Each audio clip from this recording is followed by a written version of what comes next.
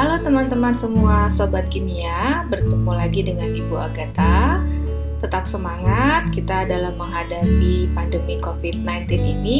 Belajar kimia harus semangat. Dan hari ini saya akan menjelaskan tentang larutan penyangga. Selamat menyaksikan.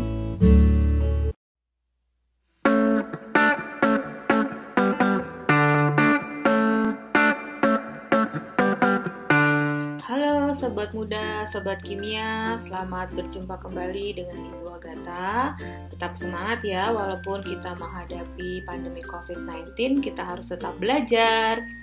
Kali ini saya akan membahas tentang larutan penyangga atau nama lainnya adalah buffer. Dan ini adalah pelajaran kimia untuk kelas 11 SMA. Oke, lanjut ya.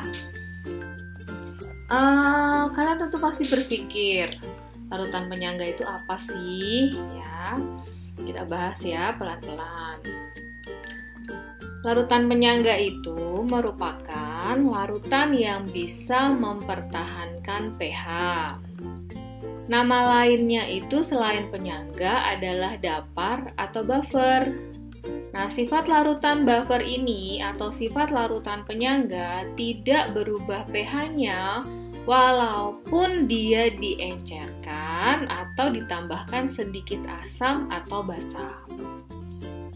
Nah, larutan buffer itu sendiri memiliki dua jenis ya, berdasarkan sifatnya. Ada yang merupakan larutan buffer asam dan ada yang merupakan larutan buffer basa. Pertama buffer asam dulu ya. Buffer asam itu mengandung apa saja teman-teman? Dia mengandung asam lemah dengan basa konjugasinya. Untuk basa konjugasi ini teman-teman sudah kita pelajari pada saat kita belajar teori asam dan basa ya, jangan dilupakan. Kemudian buffer asam ini bisa dibuat dengan dua cara. Cara yang pertama adalah mencampur asam lemah dengan garam yang mengandung basa konjugasinya. Maksudnya seperti apa? Misalkan yang pertama contohnya adalah CH3COOH ditambah CH3COONA. Kan tadi kandungan buffer asam itu asam lemah dengan basa konjugasinya ya. Basa konjugasinya itu berasal dari garam. Nah, asam lemahnya adalah CH3COOH, sedangkan basa konjugasinya adalah CH3COO-. Contoh lain adalah H2CO3 dengan garam KHCO3. Kita tentukan komponennya ya. Asam lemahnya, dilihat, asam lemahnya adalah H2CO3. Kemudian basa konjugasinya adalah HCO3-. Semoga jelas ya. Nah, sekarang kita cari tahu cara yang kedua untuk membuat buffer asam adalah dengan cara mencampurkan asam lemah dengan basa kuat. Tapi ada syaratnya. Syaratnya adalah jumlah asamnya itu harus berlebih ya. Nanti campuran ini akan menghasilkan asam lemah dan garam yang mengandung basa konjugasinya. Misalnya, ada 100 ml CH3COOH 0,5 molar, direaksikan dengan 200 ml NaOH 0,2 molar. Lihat ya, dicampurkan dari asam lemah dengan basa kuat. Tapi syaratnya harus berlebih, maka yuk kita buat reaksinya, kita hitung mol, molar, reaksi, dan sisa sebagai berikut. Ini tadi yang direaksikan, berarti buat dulu persamaan reaksinya dan setarakan. Mula-mula kita hitung ya, mol dari CH3COOH paling enak dalam milimol. Langsung dikali saja volume dan molaritasnya. 100 kali 0,5 adalah 50 milimol. Kemudian NaOH 200 ml dikali 0,2 molar adalah 40 milimol. Setelah bereaksi, ingat ya perbandingan mol sama dengan perbandingan koefisien. CH3COOH yang bereaksi adalah 40 milimol. Sebanding semua ya, karena koefisiennya sama. Sekarang sesudah bereaksi, Tersisa 10 milimol CH3COH. Kemudian NaOH-nya habis, CH3CONa yang terbentuk adalah 40 milimol dan H2O 40 milimol. Nah, ini sesuai dengan syaratnya tadi bahwa penyangga asam mengandung asam lemah dengan basa konjugasinya dengan catatan asamnya berlebih. Nah, jadi ini adalah larutan penyangga asam. Ya, karena setelah terjadi pencampuran terbentuk asam lemah dengan basa konjugasinya. Jelas kan? Lanjut lagi. Kalau buffer basa itu mengandung apa saja? Dia mengandung basa lemah dengan asam konjugasinya. Cara membuatnya mirip dengan buffer asam tadi ya. Ada dua cara juga, sama dua cara. Cara yang pertama yaitu mencampur basa lemah dengan asam konjugasinya. Contohnya basa lemahnya NH3, asam konjugasinya itu dari NH4+, jadi kalau jadi garam NH4Cl. Kemudian yang lain NH3 dengan garam NH4 2 kali SO4. Komponennya itu NH3 sebagai basa lemah dan NH4+ merupakan asam konjugasinya. Cara yang kedua, dengan mencampurkan basa lemah dengan asam kuat dan harus ada yang berlebih karena buffer basa berarti yang berlebih adalah basa lemah. Nah, campuran ini nantinya akan menghasilkan basa lemah dan garam yang mengandung asam konjugasinya. Contohnya sebagai berikut ya. Kalau kita mereaksikan 50 ml NH3 0,2 molar dengan 50 ml HCl 0,1 molar. Kita buat lagi reaksinya ya. NH3 tambah HCl itu menjadi NH4Cl. Mula-mula hitung volume dikali molaritas adalah milimol. Hasilnya adalah 10 milimol, untuk HCl adalah 5 milimol. Kemudian perbandingan mol sama dengan perbandingan koefisien yang bereaksi NH3-nya 5 milimol, HCl-nya 5 milimol, dan NH4Cl-nya 5 milimol. Sudah bereaksi, nah ini yang paling penting tadi. Dia mengandung basa lemah dan garamnya. Ya, basa lemahnya itu sebanyak 5 milimol dan asam konjugasinya berasal dari garam NH4Cl sejumlah 5 milimol. Nah, ini merupakan penyangga basa.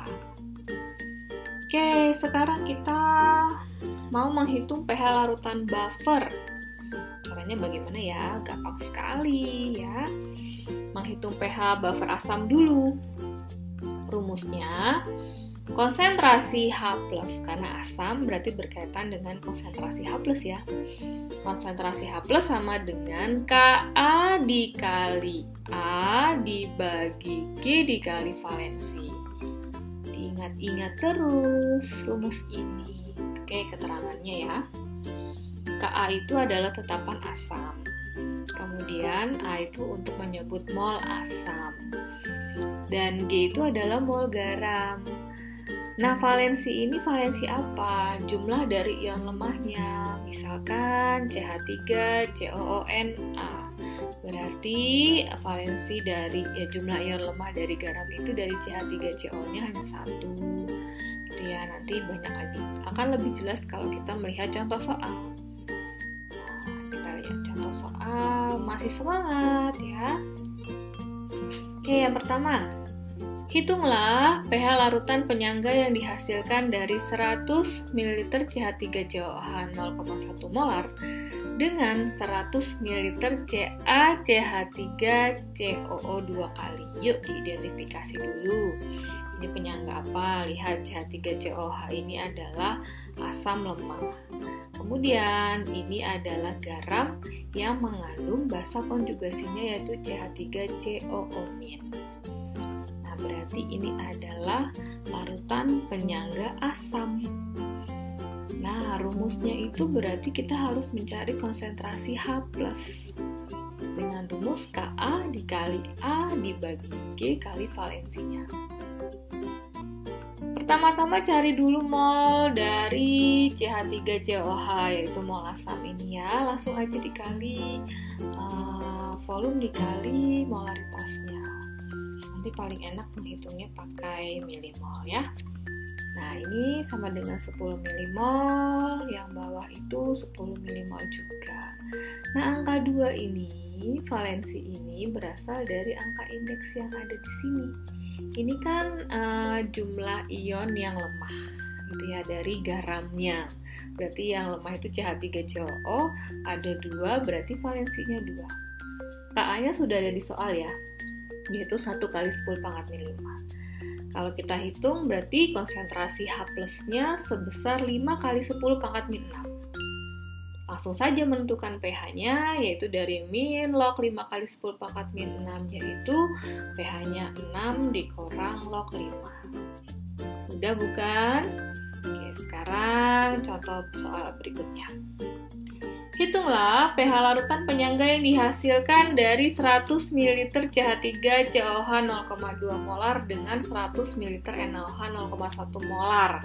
Harga Ka-nya ada, tetapi ini tidak bisa langsung dihitung pakai masukin rumus, masukin angka tadi, tetapi kita harus membuat reaksinya dulu karena ini adalah larutan penyangga asam dengan yang dibuat dengan cara yang kedua ya, yaitu asam lemah dengan basa kuat. Buat dulu reaksinya, CH3COH ditambah NaOH menjadi CH3COONa plus H2O. Cari dulu mol mula-mula, langsung saja dihitung. CH3COH-nya adalah 20 milimol, NaOH-nya 10 milimol. Lanjut, yang bereaksi adalah perbandingan mol setara dengan perbandingan koefisien sehingga semuanya 10 milimol. Sesudah bereaksi, yang tersisa CH3COH itu sebanyak 10 milimol dan CH3CONa-nya ada sebanyak 10 milimol. Baru kita masukkan ke dalam rumus, konsentrasi H+ sama dengan Ka dikali A per G dikali valensi. Ka-nya 10 pangkat min 5, A-nya itu pakai yang ini 10 milimol, kemudian molnya garam 10 milimol, valensinya dari yang lemah, ini berarti 1 kali 1 ya. Nah, kita hitung berarti konsentrasi H+-nya adalah 10 pangkat min 5. Langsung saja kita bisa menentukan pH-nya yaitu 5. Berarti benar pH-nya di bawah 7, dia merupakan penyangga asam. Lanjut lagi. Oke, sekarang kita mau menghitung pH buffer basa. Basa berarti nanti yang dicari adalah konsentrasi OH-nya. Rumusnya, konsentrasi OH- sama dengan Kb dikali B dibagi G dikali valensi. Ini rumus yang harus selalu diingat ya. Nah, keterangannya sebagai berikut. Kb itu merupakan tetapan basa, B itu adalah mol basa, G adalah mol garam, dan valensi merupakan jumlah ion pada garamnya. Contoh soal, ayo tetap semangat. Soalnya adalah hitunglah pH larutan penyangga yang dihasilkan dari 100 ml NH3 0,1 molar dengan 100 ml NH4Cl 0,1 molar dengan harga Kb 1 kali 10 pangkat min 5. Dalam soal ini ada NH3 sebagai basa lemah dan NH4Cl yaitu garam yang mengandung asam konjugasi, berarti ini adalah larutan penyangga basa. Rumusnya adalah konsentrasi OH- sama dengan Kb dikali B dibagi garam dikali valensi ya. Nah, Kb-nya adalah 1 kali 10 pangkat min 5, 10 milimol ini berasal dari 100 ml dikali 0,1 molar yang ada pada soal. Begitu pula untuk 10 milimol ini hasil kali dari 100 ml NH4Cl dikali 0,1 molar gitu ya. Nah, pada garam ini ya ion lemahnya kan NH4, ini hanya ada 1, maka valensinya adalah 1. Dan kita hitung konsentrasi OH-nya adalah 10 pangkat min 5. Nah, nanti dapat pOH-nya yaitu min log 10 pangkat min 5 adalah 5, dan hitung lagi pH-nya 14 dikurang 5 yaitu 9. pH-nya di atas 7 berarti dia adalah larutan penyangga basah. Contoh soal lainnya. Hitunglah pH larutan buffer yang dihasilkan dari 100 ml NH3 0,3 molar dengan 100 ml H2SO4 0,1 molar. Kalau ada basa lemah dengan asam kuat, langsung dibuat reaksinya saja. Sebagai berikut reaksinya. NH3 tambah H2SO4 akan membentuk NH4 2 kali SO4. Jangan lupa disetarakan sehingga koefisien NH3 adalah 2. Carilah jumlah mol mula-mulanya pada NH3 dan H2SO4. Dari soal dilihat ya, 100 ml kali 0,3 itu 30 mmol, untuk H2SO4 100 dikali 0,1 yaitu 10 mmol. Yang bereaksi harus memperhatikan perbandingan koefisien, sehingga molnya adalah 20 mmol untuk NH3, H2SO4-nya 10 ml, dan NH4 2 kali SO4-nya 10 mmol. Sesudah bereaksi, tersisa 10 mmol NH3 dan terdapat NH4 2 kali SO4 sebanyak 10 mmol. Asam kuatnya yaitu H2SO4-nya habis. Setelah itu carilah konsentrasi OH-. OH- sama dengan Kb dikali B dibagi G kali valensi. Kb-nya dimasukkan angkanya 1 kali 10 pangkat min 5 dikali 10 mmol dibagi 10 mmol, dan valensinya lihat garamnya. Garamnya itu kan ini NH4 2 kali SO4, ion lemahnya adalah NH4 dan ada 2 ionnya. Maka di sini dikali 2. Oh maaf, ini harusnya ada OH- ya. OH-nya kalau kita hitung 5 kali 10 pangkat min 6, pOH-nya adalah 6 kurang log 5, sehingga pH-nya 8 tambah log 5. Cukup jelas ya. Oke, sekarang bagaimana sih prinsip kerja larutan penyangga sehingga dia bisa mempertahankan pH atau pH-nya itu turun atau naik hanya sedikit saja. Kita bahas dulu dari penyangga asam. Ya. Dalam gambar ini ya, di larutan A ini itu ada penyangga asam yaitu HNO2 dengan basa konjugasinya adalah NO2-. Pada saat dia ditambahkan asam yaitu asam HCl gitu ya, pastikan yang berperan kalau asam itu adalah ion H+. Gitu. Nah, ion H+-nya ini akan dinetralisir oleh NO2-. Sehingga nanti dia akan bergerak ke arah HNO2 ya. Nah, NO2 ini kan sifatnya asam, berarti dia akan mempertahankan pH asamnya atau pH-nya naik sangat sedikit gitu ya. Kemudian kalau dia ditambah basa, bagaimana prinsip kerjanya? Misalnya basanya adalah NaOH, maka nanti yang menetralisir OH-nya adalah HNO2 ya. Nah, nanti akan bergeser menjadi NO2-, maka sifatnya itu tetap asam atau pH-nya naik hanya sedikit saja. Ya, ini untuk asam dan basa. Jadi kita bisa simpulkan setiap penambahan H+ akan dinetralisir oleh basa konjugasinya. Dan setiap penambahan OH- akan dinetralisasi oleh asam lemahnya. Jelas? Oke, kita lanjut ke prinsip kerja larutan penyangga basa. Nah, misalkan ini adalah larutan penyangga basa yang komponennya NH3 dan NH4+. Kalau dia ditambah dengan asam kuatnya adalah HCl, nanti H+-nya ini dinetralisir oleh NH4OH, nanti pergeserannya itu akan ke arah NH4+. Jadinya pH-nya tetap. Bagaimana kalau yang ditambah dengan basa kuat? Contohnya adalah NaOH. Kalau ditambah basa kuat NaOH, nanti OH-nya dinetralisasi oleh NH4+, sehingga pergeserannya itu akan mengarah ke NH4OH dan akhirnya pH-nya pun tetap.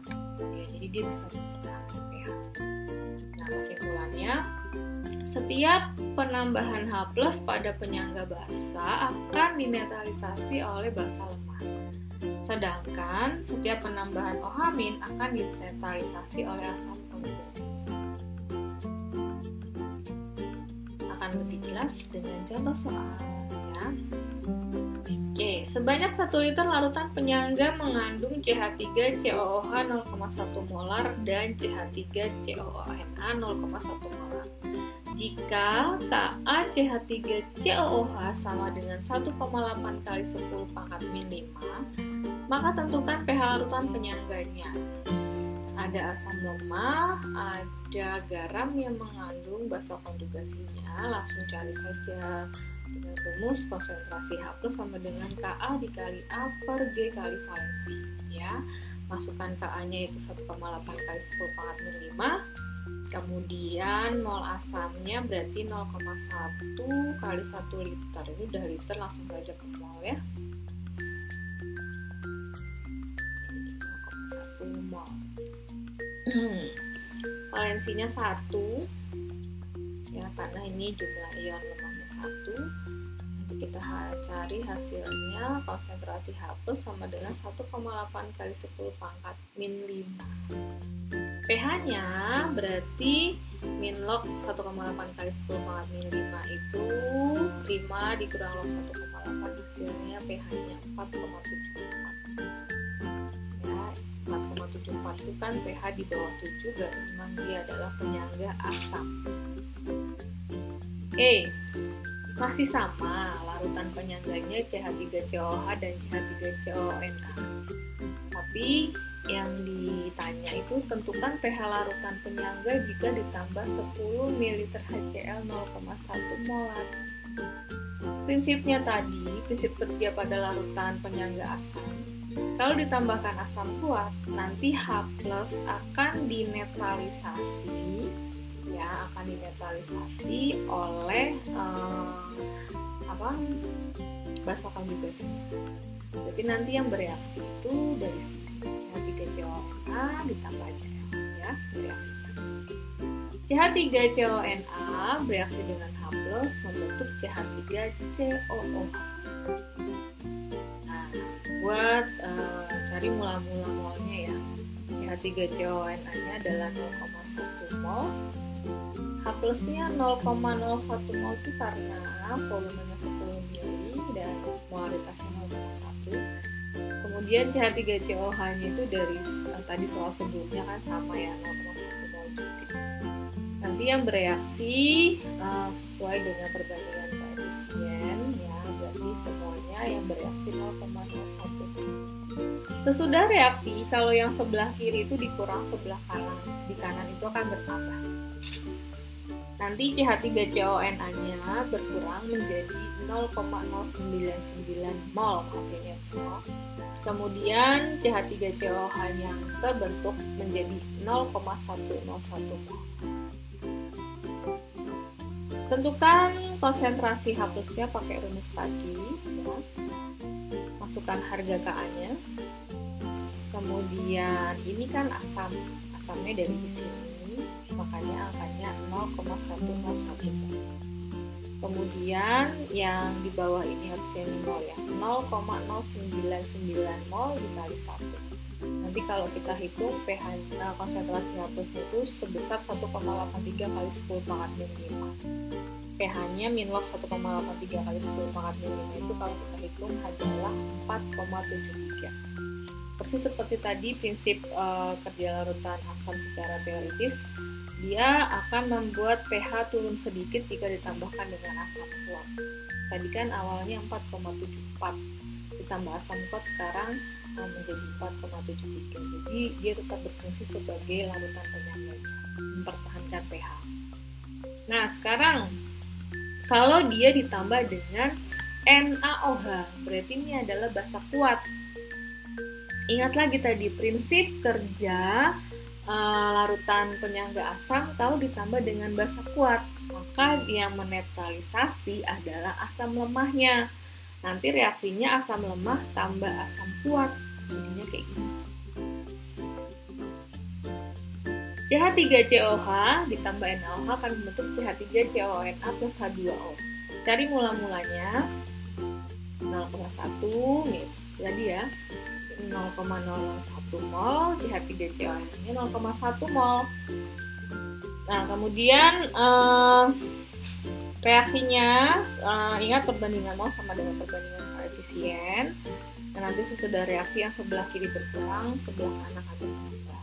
Ya, nanti kita cari, kita hitung ya konsentrasi H plusnya, Ka-nya masukkan 1,8 kali 10 pangkat min 5, asamnya adalah 0,099 mol, kemudian garamnya 0,101, valensinya adalah 1. Oke, kita hitung konsentrasi H plusnya 1,76 kali 10 pangkat min 5, jadi pH-nya itu adalah 4,75. Sesuai ya, dia pH-nya naik sedikit, tadi 4,74 menjadi 4,75.